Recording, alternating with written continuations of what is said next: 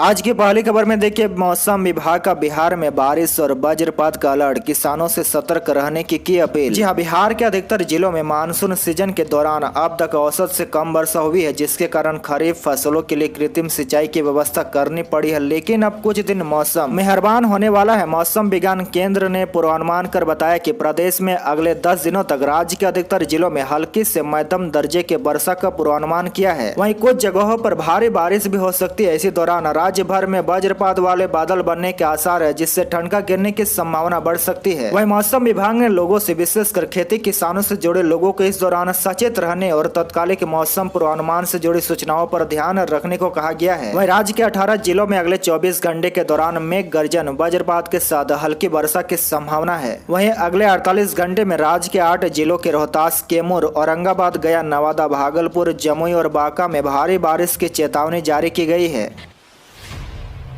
बड़ी खबर में देखिए, मुख्यमंत्री नीतीश कुमार ने की सुखाड़ पर समीक्षा बैठक, किसानों को हर संभव मदद देने की बनेगी योजना। जी हां, मुख्यमंत्री नीतीश कुमार ने बिहार में सुखाड़ की स्थिति पर समीक्षा बैठक की। इस दौरान किसानों को हर संभव मदद देने की योजना बनाने का निर्देश उन्होंने अधिकारियों को दिया है। अल्प वर्षपात के कारण उत्पन्न स्थितियों की समीक्षा करते हुए मौजूद अधिकारियों से मुख्यमंत्री नीतीश कुमार ने कहा कि राज्य के प्रभावित जिलों के प्रखंड, पंचायत एवं गाँव स्तर तक अल्प वर्षापात के कारण उत्पन्न संभावित सुखाड़ की स्थिति का आकलन कराए, किसानों को हर संभव मदद देने की योजना बनाए। वैकल्पिक फसल योजना के तहत इच्छुक किसानों को जल्द से जल्द बीज उपलब्ध कराए, ताकि किसानों को कृषि कार्य में सहूलियत हो। बड़ी खबर में देखिए, बिहार कोऑपरेटिव बैंक में निकली बम्पर भर्ती, जाने आवेदन प्रक्रिया और सैलरी। जी हां, बिहार राज्य कोऑपरेटिव बैंक में असिस्टेंट मैनेजर और असिस्टेंट के पदों पर बम्पर वैकेंसी निकली है। इस पद के लिए इच्छुक और योग्य उम्मीदवार आधिकारिक वेबसाइट पर आवेदन कर सकते हैं। इन पदों के लिए 9 सितंबर से आवेदन प्रक्रिया शुरू हो चुकी है। इस भर्ती प्रक्रिया के तहत कुल 276 पदों को भरा जाएगा। इसमें से 245 रिक्तियां असिस्टेंट के पद के लिए है और 31 पद असिस्टेंट मैनेजर के लिए है। इन पदों पर आवेदन के लिए अभ्यर्थियों के पास स्नातक की डिग्री होना अनिवार्य है। इन पदों पर आवेदन के लिए अनुसूचित जाति, अनुसूचित जनजाति, PWD उम्मीदवारों के लिए 650 रुपये देने होंगे और अन्य उम्मीदवारों के लिए 850 रुपये की राशि तय की गई है। बड़ी खबर में देखिए, बिहार में भी गाड़ियों में पीछे बैठने वालों को लगाना होगा सीट बेल्ट। नई पुरानी सभी गाड़ियों पर लागू होगा नियम। जी हां, 4 पहिया वाहन में ड्राइवर के बगल में आगे बैठने वालों की तर्ज पर ही पीछे की सीट पर बैठने वालों को भी सीट बेल्ट लगाना होगा। केंद्रीय मंत्री नितिन गडकरी की घोषणा के बाद परिवहन विभाग ने बिहार में इस पर काम करना शुरू कर दिया है। विभागों को केंद्र सरकार की ओर से जारी होने वाले गाइडलाइन का इंतजार है। फिर इसे नई व पुरानी सभी तरह की गाड़ियों में अनिवार्य रूप से लागू किया जाएगा। अधिकारियों के अनुसार बीते दिनों विभाग में हुई उच्च स्तरीय समीक्षा बैठक में इस पर मंथन हुआ है। बैठक में अधिकारियों ने कहा कि नई गाड़ियों में पीछे की सीट बेल्ट लगाने की व्यवस्था, लेकिन पुरानी गाड़ियों में वह व्यवस्था नहीं है। इस संबंध में अधिकारियों ने कहा कि पुरानी गाड़ियों में यह करना संभव नहीं है, लेकिन जरूरत पड़े तो संबंधित गाड़ियों की एजेंसी के माध्यम से सीट बेल्ट लगाया जाएगा।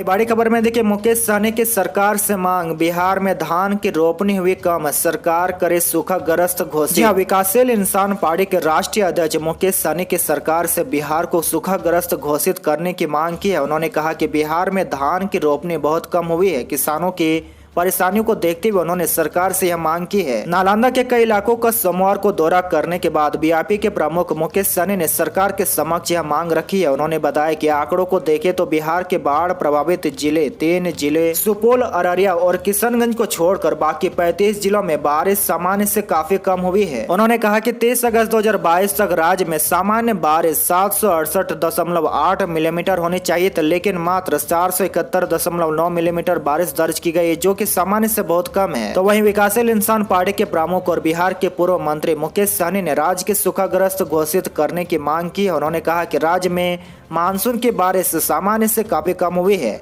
जिस कारण कई जिले में धान की रोपनी तक नहीं हुई है। खबर, बिहार के हर जिले में बनेगा model school, deputy CM Tejashwi Yadav ने किया ऐलान। जी हां, बिहार में महागठबंधन की नई सरकार बनने के बाद से कैबिनेट के मंत्री लगातार एक्शन में दिख रहे हैं। इस बीच राज्य के उप मुख्यमंत्री तेजस्वी यादव ने भी बिहार की शिक्षा व्यवस्था को लेकर एक बड़ा ऐलान किया है। तेजस्वी यादव ने अपने ट्विटर हैंडल के माध्यम से कहा कि मुख्यमंत्री नीतीश कुमार के नेतृत्व में राज्य की शिक्षा व्यवस्था को और अधिक प्रभावी व मजबूत बनाया जाएगा। उप मुख्यमंत्री तेजस्वी यादव ने ट्विटर पर लिखा कि माननीय मुख्यमंत्री जी के नेतृत्व में शिक्षा व्यवस्था को और अधिक प्रभावी व मजबूत बनाना हमारी प्राथमिकता है। बिहार के हर जिले में एक मॉडल स्कूल की अविलंब स्थापना होगी। साल भर में मॉडल को व्यापक तौर पर लागू किया जाएगा। परामर्श व सृजन के हर चरण में बच्चे, अभिभावक और अध्यापक भागीदारी रहेंगे। बड़ी खबर देखिए, बिहार के गया में अक्टूबर तक शुरू होगी डोंगेश्वरी और ब्रह्मयोनी पहाड़ी रोपवे का काम, एजेंसी की खोज हुई शुरू। जी हां, गया के डोंगेश्वरी और ब्रह्मयोनी पहाड़ी पर 22 करोड़ रुपए से रोपवे का निर्माण जल्द शुरू होगा। रोपवे निर्माण के लिए एजेंसी की खोज शुरू हो गई है। डोंगेश्वरी रोपवे की अनुमानित लागत 14.87 करोड़ रुपये, जबकि ब्रह्मयानी रोपवे की अनुमानित लागत 7.54 करोड़ रुपये आकी गई है। बिहार राज्य पर्यटन विकास निगम ने टेंडर निकालकर एजेंसियों से दोनों रोपवे के डिजाइन, आपूर्ति, इंस्टॉलेशन, टेस्टिंग और संचालन से जुड़े काम के लिए निविदा आमंत्रित की है। इसके लिए 22 सितंबर की अंतिम तारीख तय की गई है। इसी दिन तकनीकी निविदा खोली जाएगी। पर्यटन विभाग के वरीय अधिकारियों के अनुसार अक्टूबर तक डोंगेश्वरी और ब्रह्मयोनी पहाड़ी पर बनने वाले रोपवे का काम शुरू हो जाएगा। बड़ी खबर में देखिए, बिहार में अक्टूबर से होगी जातिगत जनगणना। जी हां, बिहार में जातिगत जनगणना अब सितंबर में नहीं बल्कि अक्टूबर में होगा। दरअसल राज्य में सितंबर और अक्टूबर महीने में संभावित नगर निकाय स्तरीय चुनाव को लेकर जातीय आधारित जनगणना का पेच अभी भी फंस सकता है। हालांकि इसको लेकर तैयारियां शुरू कर दी गई है। इसके लिए हर स्तर से तैयारी की जा रही है, चाहे वह सामान्य प्रशासन विभाग हो या जिला स्तर हो। आपको बता दें कि जातीय आधारित जनगणना ऑनलाइन के साथ साथ ऑफलाइन मोड से भी होना है। इसके लिए एक ऐप बनाने की तैयारी है। सितम्बर तक इसे तैयार कर लिया जाएगा। इस ऐप में प्रगणक ऑनलाइन मोड से संबंधित परिवार की पूरी डिटेल देंगे। इसके अलावा एक फॉर्म भी भरा जाएगा जिसमें मौजूद कलम और फॉर्मेट को अंतिम रूप दिया जा रहा है। इस फॉर्म को विभाग और जिला दोनों स्तर पर छपवाने की तैयारी में है। बड़ी खबर में देखिए, बिहार के सरकारी कर्मचारियों के लिए नया आदेश हुआ जारी। कार्यालय लेट आने पर होगा ये एक्शन। जी हां, बिहार में सरकारी कर्मचारियों को लेकर नया आदेश आया है। लेट लतीफ दफ्तर पहुंचने वाले कर्मचारियों को अब अपनी आदत बदलनी होगी। सरकारी कार्यालयों में अधिकारियों कर्मचारियों को लेट लतीफी से परेशान है। राज्य सरकार ने सख्त कदम उठाया है। 1 घंटे देर से उपस्थिति बनी तो आधे दिन की छुट्टी काट ली जाएगी। सामान्य प्रशासन विभाग के प्रधान सचिव डॉक्टर बी राजेंद्र ने सोमवार को सभी विभाग अध्यक्ष को पत्र लिखकर कहा है कि वे सरकारी सेवकों के समय पर कार्यालय पहुंचने की गारंटी करें। सभी सरकारी सेवकों को अनिवार्य रूप से बायोमेट्रिक सिस्टम पर उपस्थिति दर्ज करनी है।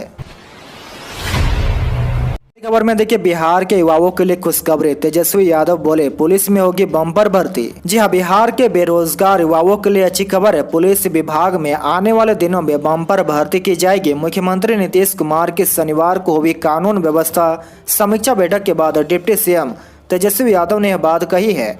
तेजस्वी ने कहा कि शिक्षा, स्वास्थ्य समेत अन्य विभागों के बाद अब पुलिस विभाग में भी नौकरियों की संख्या बढ़ाई जाएगी। इसके बाद डिप्टी सीएम तेजस्वी यादव ने ट्वीट करके कहा कि बिहार के युवाओं के लिए खुशखबरी है। अन्य विभागों के बाद अब पुलिस विभाग में भी भर्ती प्रक्रिया में तेजी आएगी।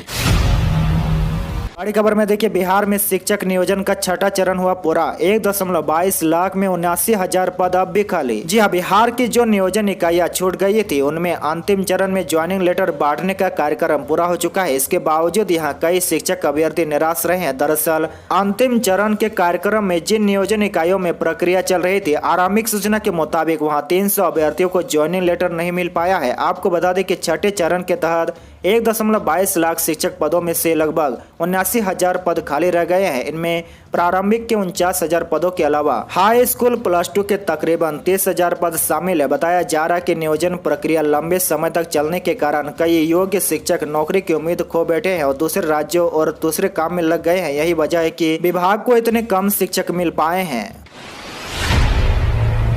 खबर, बिहार के 4 लाख छात्राओं के लिए खुशखबरी। अक्टूबर के अंत तक खाते में आएंगे 25,000 रुपये। जी हां, इंटर पास छात्राओं के लिए खुशखबरी है। उन्हें मिलने वाली प्रोत्साहन राशि यानी कि 25,000 रुपये अक्टूबर के अंत तक उनके अकाउंट में ट्रांसफर कर दिया जाएगा। 2022 में आर्ट्स, कॉमर्स और साइंस संकाय में कुल 5,25,877 छात्राएं सफल हुई है। मुख्यमंत्री कन्या प्रोत्साहन योजना के तहत इंटरमीडिएट पास ऐसे छात्राओं को प्रोत्साहन राशि दी जाती है जिनकी शादी नहीं हुई हो। इस साल करीब 4 लाख से ज्यादा छात्राओं को यह राशि दी जाएगी। खबर देखिए, पटना जिले के हर पंचायत में मनरेगा से बनेंगे पार्क और जिम। जी हां, गाँवों में शहरों जैसी सुविधा उपलब्ध कराने की कड़ी में अब मनरेगा योजना के तहत पार्क, ओपन जिम और बास्केट मैदान बनाए जाएंगे। यह काम नवंबर में शुरू होगा। पहले चरण में पटना के 23 प्रखंड चयनित किए गए हैं। पहले प्रत्येक प्रखंड में एक पार्क, ओपन जिम और बास्केटबॉल मैदान बनाए जाएंगे। उसके बाद पंचायत स्तर पर यह सुविधाएं शुरू होगी। इसके लिए मनरेगा और 15वें वित्त आयोग से योजनाएं चयनित की गई है। बिहार में जमीन खरीद बिक्री के नियम में सरकार ने किया बदलाव। मॉडल डेट को लेकर आया यह नया आदेश। यह संपत्ति निबंधन के लिए अब मॉडल डेट उपयोग करने की बाध्यता समाप्त कर दी गई है। दस्तावेज नवीस अधिवक्ता अथवा मॉडल डेट में कोई भी विकल्प चुना जा सकता है। 1 सितंबर यानी आज से पटना, दानापुर, फुलवार शरीफ, मुजफ्फरपुर, गया, दरभंगा और भागलपुर में 100% मॉडल डेट से निबंधन का आदेश बीती 19 जुलाई को जारी किया गया था। खबर में देखिए, ऑनलाइन डिस्टेंस डिग्री भी रेगुलर डिग्री के बराबर। बिहार में सिर्फ नालंदा ओपन यूनिवर्सिटी को डिस्टेंस एजुकेशन की अनुमति। जी हाँ, बिहार में ऑनलाइन और डिस्टेंस लर्निंग डिग्री के लिए एडमिशन लेने वालों के लिए खुशखबरी है। दरअसल विश्वविद्यालय आयोग ने एक आदेश जारी करते हुए कहा कि अब मान्यता प्राप्त संस्थानों से हासिल की गई डिस्टेंस लर्निंग और ऑनलाइन पाठ्यक्रमों की डिग्री को भी पारंपरिक शिक्षा डिग्री के समान माना जाएगा। आज के लिए बस इतना ही। इसी तरह बिहार के डेली न्यूज देखने के लिए आप हमारे चैनल को जरूर सब्सक्राइब करें।